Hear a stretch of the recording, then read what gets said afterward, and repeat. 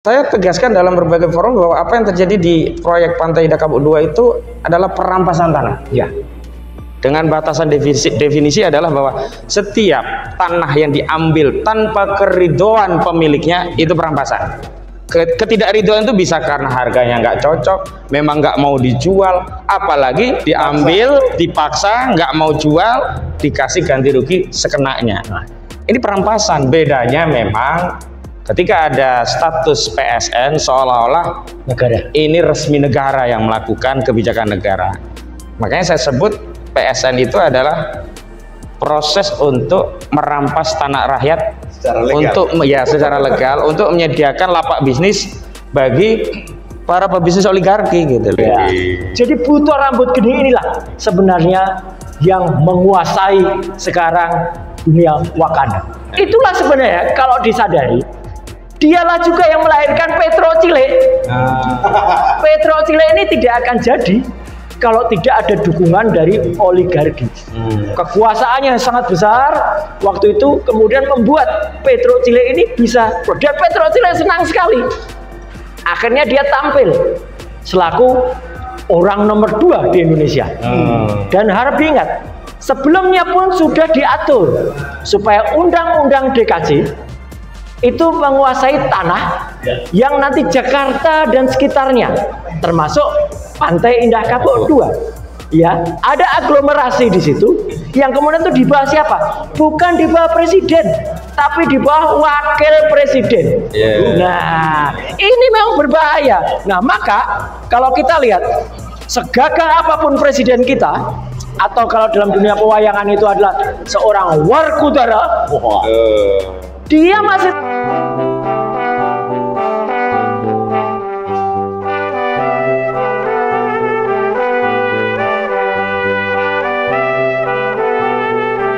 Bismillahirrahmanirrahim. Assalamualaikum warahmatullahi wabarakatuh. Waalaikumsalam warahmatullahi wabarakatuh. Sungguh berbahagia pada hari ini kita bisa bertemu lagi di channel UI Watch yang kali ini kita bergabung dengan teman-teman dari alumni lain, tapi tidak mengurangi semangat kita. Ya, di sebelah kiri saya Mas Ahmad Qasiruddin dari Muhammadiyah, dan sebelah kiri beliau adalah Mas Soryo dari UGM yang asli ijazahnya. UGM asli. Karena ada ijazahnya aja 2 loh. Begitu ya? Iya, S1, S2. S3-nya UNJ. Ya, asli semua itu. Tenang, kalau jenengan nggak saya gugat nanti. Ya, jadi pada kali ini kita bertiga akan ngobrol banyak tentang situasi negeri kita yang saat ini katanya sedang tidak baik-baik saja, tapi tidak mengurangi semangat kita untuk terus memberikan masukan. Ya, kita memberikan masukan buat diri kita agar semuanya sadar bahwa mari kita sadar, ya, agar kita segera selamat dari situasi kita. Nah, kali ini saya walaupun anak UI tapi sebenarnya masih pakai kaos yang ini. Wah, manusia merdeka. Dari Pak Sandy dulu ya. Beliau ini kemarin begitu getolnya ya memberikan masukan kepada rakyat Indonesia terkait dengan masalah PSN. Yang luar biasa itu. Nah, kali ini kedua beliau inilah yang akan saya tanya apa komentar, respon dan pendapat beliau terkait dengan PIK 2. Nah, Mas Gosi. Izin nggih. Ya, silakan. Ya, bismillahirrahmanirrahim. Assalamualaikum warahmatullahi wabarakatuh. Waalaikumsalam. Agar tidak keluar dari kerangka bahwa kita ini ingin menyampaikan sesuatu bagi negeri ini, bagian dari kecintaan kita bagi negeri ini bukan hanya saat ini, tapi untuk generasi sesudahnya. Karena saya meyakini bahwa hakikatnya kita ini tidak sedang mewarisi negeri ini dari founding father kita ya. Bukan, tapi kita menerima amanah dari generasi sesudahnya, anak cucu kita kelak. Sehingga tanggung jawab kita adalah mewariskan negeri yang saat ini kita tinggali agar sampai pada anak cucu kita dengan selamat. Jangan sampai nanti anak cucu kita komplain, loh tanah kita sekarang kok sudah dimiliki aguan semua gitu loh. Langsung sebut nama. Iya begitu loh. The point. Kalau istilah silumnya tunjuk poin. Maka bagian dari tanggung jawab dan kecintaan kita pada negeri ini, saya setuju dengan apa yang disampaikan Abang Said Didu tentang proyek PIK 2 ini bermasalah, dan dalam berbagai forum kan sudah banyak yang membahas tentang masalah itu. Dan terutama persoalan yang saya hari ini miris itu begini ya. Kalau dulu ya oligarki itu kan ngambil kekayaan rakyat itu kan di hutan-hutan, ya, di lepas pantai, sumber daya alam ya sumber daya alam yang nggak ganggu tanah kita. ya. Nah sekarang padahal yang di sana juga mereka ambil.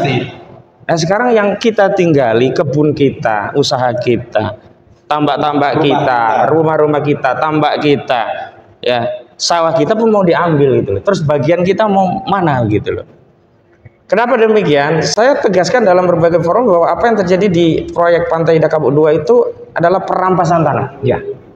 Dengan batasan definisi adalah bahwa setiap tanah yang diambil tanpa keridhaan pemiliknya itu perampasan.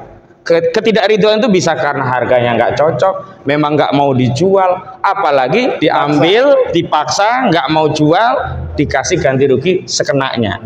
Ini perampasan. Bedanya memang ketika ada status PSN seolah-olah negara ini resmi negara yang melakukan kebijakan negara. Makanya saya sebut PSN itu adalah proses untuk merampas tanah rakyat secara legal. Untuk ya secara legal untuk menyediakan lapak bisnis bagi para pebisnis oligarki gitu loh. Sekarang kalau kita bicara tentang manfaat, ya substansi dari PSN itu kan harusnya adalah manfaatnya adalah untuk masyarakat luas, bersifat strategik dan kepentingan nasional. Dalam proyek Pantai Indah Kapuk 2 itu tidak ada manfaat untuk rakyat, bahkan dirugikan rakyat. Betul. Dirugikan tanah yang harusnya pasaran 500.000 jadi 50.000 perak. Dirugikan harusnya mereka tetap ingin meninggali, harus pergi meninggalkan kampung halamannya dan nanti akan berubah menjadi kawasan yang sangat, dan kabarnya dijualnya berlipat-lipat kali. Nah itu kerugian finansial luar biasa lagi itu. Ini kita hanya baru bicara tentang kerugian langsung ya. Kerugian tak langsung kan potensi keuntungan masa depan dan sebagainya itu luar biasa. Tapi saya ingin mengulas juga ada kerugian negara selain kerugian yang dialami rakyat. Kerugian negara adalah yang pertama terkait otoritas. Ya. Ini saya mau tegaskan ya di media ini. Mudah-mudahan Pak Prabowo menyimak gitu. Pak Prabowo hari ini yang menjadi Presiden Republik Indonesia itu adalah Bapak Prabowo Subianto. Ya. Bukan Sugianto Kusuma atau Agung. Bukan. Bukan juga Antoni Salim. Sehingga kebijakan yang berkaitan dengan otoritas kewenangan mengatur Republik ini jangan diserahkan pada oligarki atau jangan dirampas oligarki. Entitas PIK ini sudah wujud sebagai negara dalam pengertian apa? Semua aturan di sana sudah semaunya, semaunya pemilik proyek ini.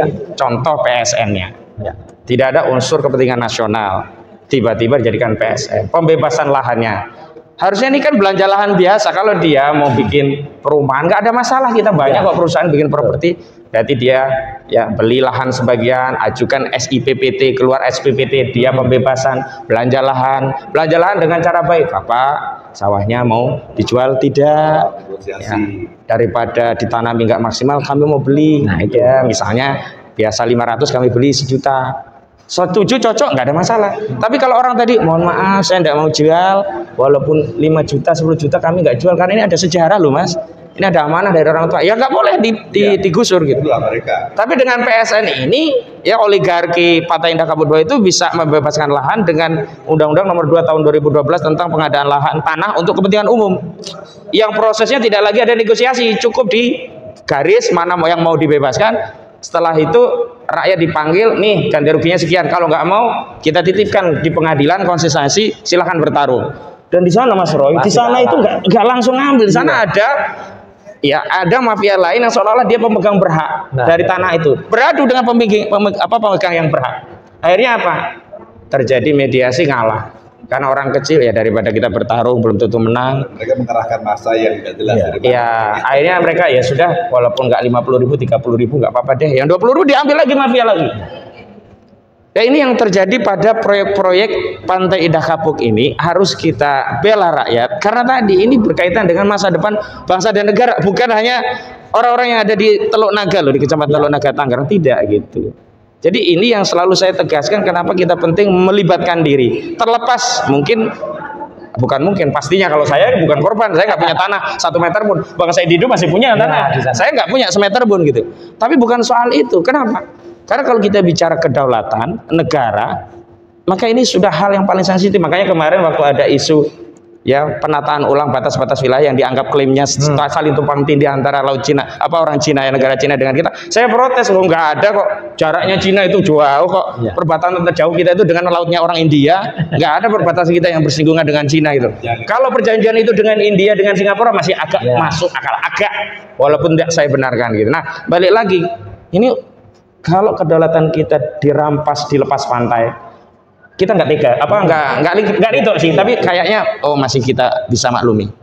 Kalau kedaulatan tanah kita dirampas di hutan-hutan, di tambang-tambang yang di tebing, di lembah-lembah, dilepas pantai, masih bisa lah. Nah sekarang yang dirampas itu di tempat yang kita tinggali, sumber penghidupan kita. Ini kerugian negara, otoritas negara dikemanakan. Yang kedua, kerugian keuangan negara. Ini KPK harusnya turun. Betul. Kalau kita transaksi, ya semeternya 500.000, berarti kan pajak yang masuk dihitung dari nilai transaksi per meter 500.000.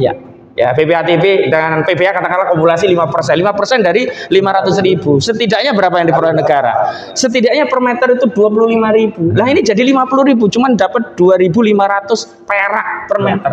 Kita kali negara, ya kan? Yang masuk negara cuma segitu, berarti kan ada kerugian keuangan negara per meternya berapa? 22.500 kali berapa ribu meter, ratus ribu, juta meter. Kemarin saya sudah hitung-hitungan nih, dapat tulisan. Kalau rencananya 100 km kan 1 juta meter. Berarti itu potensinya harusnya negara itu dapatnya kan 50.000 kali 20, ya 50.000 kali 1 juta. Ya 50 triliun. Ini kan jadinya cuma dapat 2,5 triliun. Rugi kita 47.500 triliun. Walaupun kan belum tentu sampai ke sana. Tapi walaupun belum sampai 1 juta meternya, baru beberapa meter. Yang namanya kerugian keuangan negara itu bukan masalah kecil atau besarnya, tapi adanya kerugian baik aktual ataupun potensial, itu kerugian keuangan negara.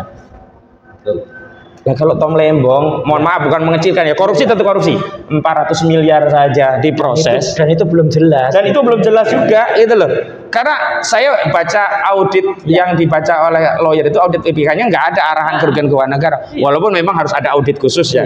Saya khawatir auditnya menyusul. Jadi tangkap dulu, tetapkan tersangka, audit belakangan. Nah ini kan kelakuan penegak hukum kita kan kadang-kadang kurang ajar juga gitu loh. Saya sering kan di lapangan nemui aparat itu kurang ajar gitu. Nah balik lagi ke PSN tadi, negara ini dirugikan. Harusnya yang bertindak itu bukan hanya kita rakyat, negara yang turun tangan.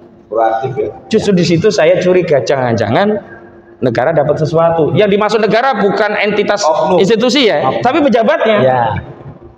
Pejabatnya. Kalau dulu misalkan Jokowi ya, jangan-jangan Jokowi dapat.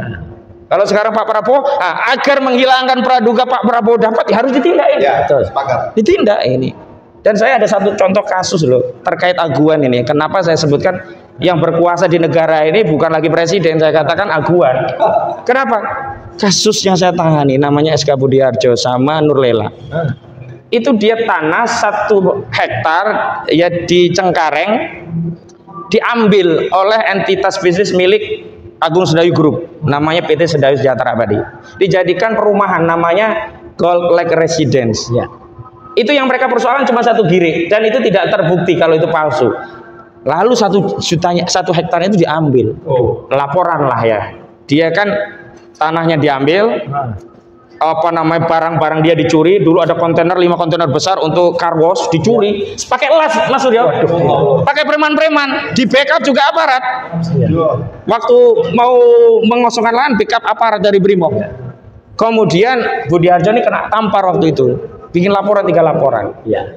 Laporan ini tadinya nggak jalan, tapi akhirnya qadarullah di zaman Pak Idam Aziz sampai ke Mabes Polri, karena di Polda si penyidiknya itu melanggar kode etik. Karena harusnya entitas bisnis itu penanggung jawabnya diperiksa, nggak diperiksa. Aguan itu nggak diperiksa. Takut. Alexander Halim Kusuma nggak diperiksa. Yang nggak takut berarti ada sesuatu di penyidik, kenapa tidak diperiksa? Nah makanya dianggap melanggar kode etik, sudah divonis melanggar kode etik. Kenapa di proses itu harusnya dia diperiksa, bahkan harusnya menjadi tersangka? Qadarullah. Biasanya itu kan oligarki kalau bikin bisnis itu yang ditaruh komisaris orang lain, yang ditaruh pemegang saham orang lain, atau kayak kasus Tik ini yang suruh bertarung dengan rakyat nggak langsung paninya, yang belanja itu ada tuh orang lain, perusahaan-perusahaan perantara, entitas lain, sehingga kalau mau bertarung nggak akan langsung sama aguan. Di kasus ini langsung aguan itu pemegang saham mayoritas, Sementara anaknya Alexander Halokoso direkturnya itu. Dan itu sudah naik, sudah digelar perkara, tapi ya biasa kan, kesimpulan akhirnya di Kapolri. Nah di Kapolri macet di Pak Tito Karnavian, udah dikomplain. Pejabat-pejabat tahu, Pak Listio Sigit Prabowo tahu, orang beliau dulu kepala Kadipropamnya sebelum Sambo ya. Pak Listio, coba Pak Listio ingat kembali, kenapa kok nggak bisa naik menjadi tersangka? Nah dugaannya otoritas di Republik ini bukan lagi presiden, bukan lagi Kapolri, tapi saudara Aguan ini gitu loh. Bahaya ini bagi Republik kita. Itu udah sekian tahun lalu ya. Nah makanya kalaupun aparat penegak hukum nggak bisa nangkap Aguan karena kasus PIK, walaupun ini sudah banyak dirugikan, tangkap saja dengan kasus Budiarjo dan Nurlela ini. Sudah pasti sudah gelar perkara, tinggal mau ditingkatkan atau enggak. Nah, tapi kalau niatnya mau dipeti es kan, hanya digoreng-goreng untuk jadi ATM ya, saya nggak tahu kalau itu.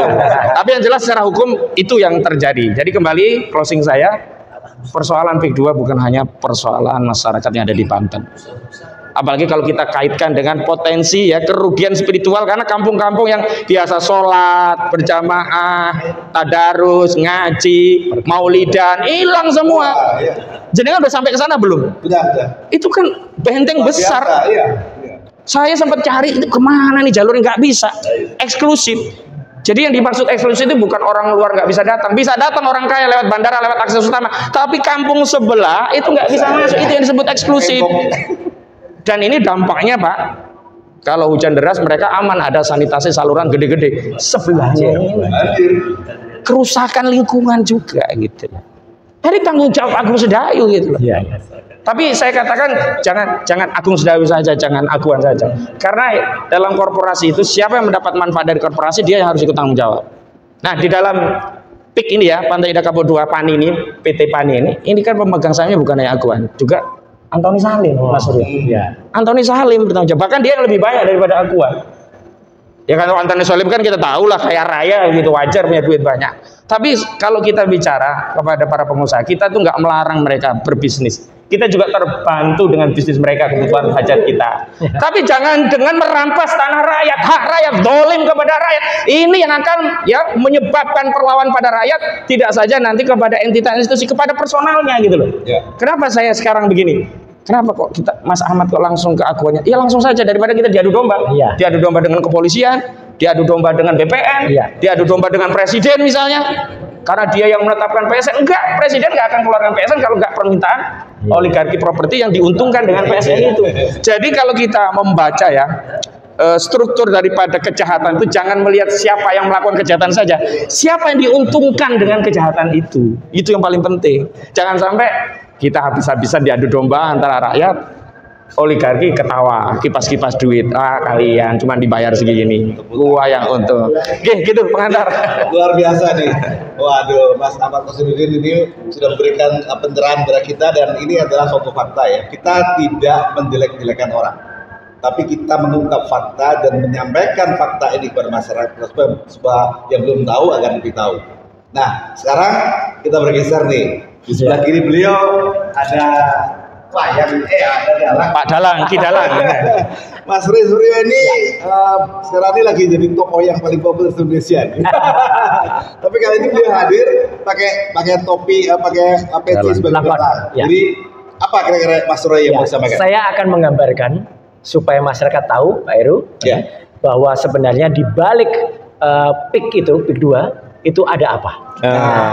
Akan saya gambarkan dengan melakukan kisah dalam dunia pewayangan. Wah, ini dia nih. Seru nih. Bumi gunjang-ganjing, langit kelap-kelap. Inilah kisah yang terbaru dalam pewayangan di dunia Wakanda. Nah, jadi ceritanya dulu sebelum lengser ya, Petruk. Petruk. Kita tahu semua tokohnya Petruk. Dulu masih pakai mahkota Petruk ini. Ya. Sekarang dia sudah tidak bermahkota lagi. Tapi meskipun tidak bermahkota, dia masih berkuasa. Jadi kalau kayak cerita dalam film The Godfather, dia kayak Don Corleone. Jadi Don Corleone pun pernah berkata kepada anak buahnya, nah anak buahnya tuh kayak gini nih anak buahnya. Jadi anak buahnya tuh anak buah yang bersifat, kalau dalam dunia pewayangan tuh ada rampokan. Jadi ini kelompok yang kemudian selalu bersama-sama kemana-mana membuat resah. Nah ini. Tapi ternyata di balik ini, sebelum dia tidak berkuasa lagi, ya, dia kemudian sempat bilang pada anak buah tadi, saya memang nanti sudah tidak berkuasa, tapi saya tetap menguasai. Wah, kenapa? Karena di belakang Petro, ini ada butuh rambut geni. Artinya ada raksasa yang berambut api. Nah, inilah kalau orang kemudian menyebutnya sebagai oligarki. Ya. Jadi butuh rambut geni inilah sebenarnya yang menguasai sekarang dunia Wakanda. Itulah sebenarnya kalau disadari, dialah juga yang melahirkan Petro Cile. Petro Cile ini tidak akan jadi kalau tidak ada dukungan dari oligarki. Kekuasaannya yang sangat besar waktu itu kemudian membuat Petro Cile ini bisa, dan Petro Cile senang sekali. Akhirnya dia tampil selaku orang nomor 2 di Indonesia.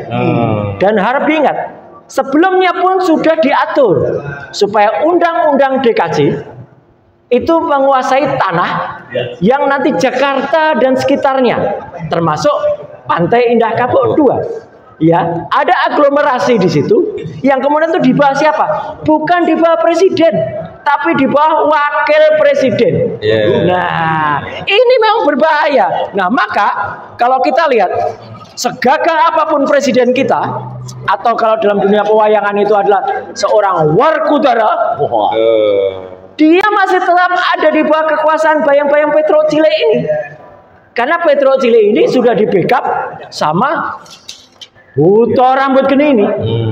Jadi rakyat Indonesia itu sebenarnya harus mengerti bahwa kita harus menguatkan bagaimana Bimo atau Werkudara ini jangan sampai dikangkangi, apalagi dinaiki oleh butuh rambut geni. Soalnya pasukannya sangat jahat. Ini saya tunjukkan pasukannya. Pasukannya itu macam-macam. Bentuknya pun aneh-aneh. Mereka yang sekarang itu menyerang. Nah, ini para bazar pada orang-orang jahat. Sementara rakyat yang tadi digambarkan, penduduk asli PIK, ya kayak gini. Jadi lama-kelamaan mereka diserang terus, mereka ditipu, tanahnya yang harganya cuma dihargai 50.000, diserang-serang dan disikat. Tapi kemarin sebenarnya sudah mulai ada perlawanan. Ketika sebuah kecelakaan kecil yang kemudian melibatkan satu truk dan itu melindas penduduk dari daerah sana, kemudian rakyat mulai bangkit. Apakah rakyat salah? Tidak. Karena apa? Itu adalah perlawanan murni dari rakyat melawan tokoh-tokoh jahat bazar-bazar ini, tokoh-tokoh jahat. Tapi itu memang dilakukan. Karena apa? Ini saya ingatkan. Kalau rakyat kemudian hanya diam saja, akibatnya apa? Rakyat mati. Jadi jangan sampai kejadian rakyat kemudian kalah oleh para bazar ini dan Wakanda itu jatuh di bawah kekuasaan butuh rambut geni, dan dibaliknya ada Petro Cile. Dan Petro Cile sampai sekarang juga tugasnya cuma nyanyi-nyanyi sama main game. Meskipun dia nyanyinya sekarang sudah berubah. Rasa cemas, hidup berat, dunia gelap, fufu papa, maksulin saja. Nah, rasa cemas, hidup berat, dunia gelap, fufu papa, maksulin saja. Umi kunjang anjing, langit kelap-kelap.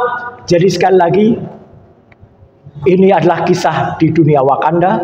Dan kalau rakyat tidak hati-hati, maka yang terjadi adalah rakyat di dunia Wakanda akan menjadi mati.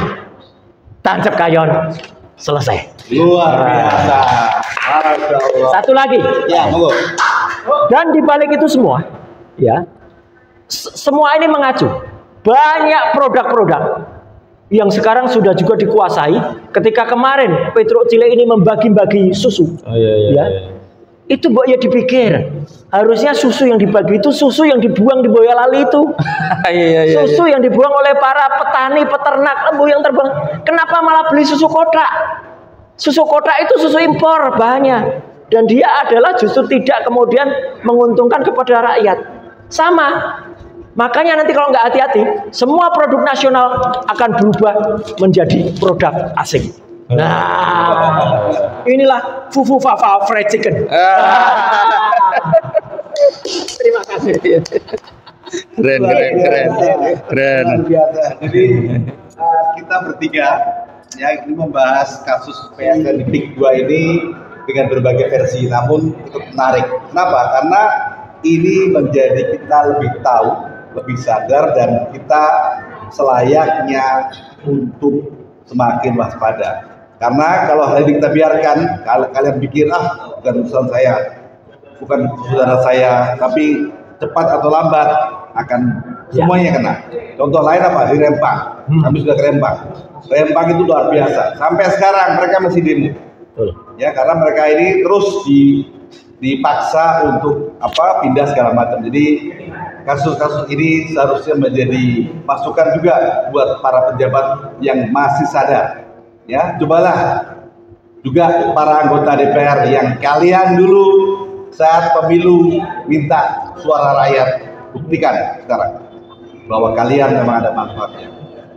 Baik, karena waktunya terbatas, saya ucapkan terima kasih atas kehadiran Mas Ahmad Kusrudi. Ya, sama-sama. Mas Resuryo, luar biasa ini beliau ini berdua ini terus ya. Kita sekali lagi terus untuk mengingatkan bahwa negeri kita ini sedang tidak baik-baik saja.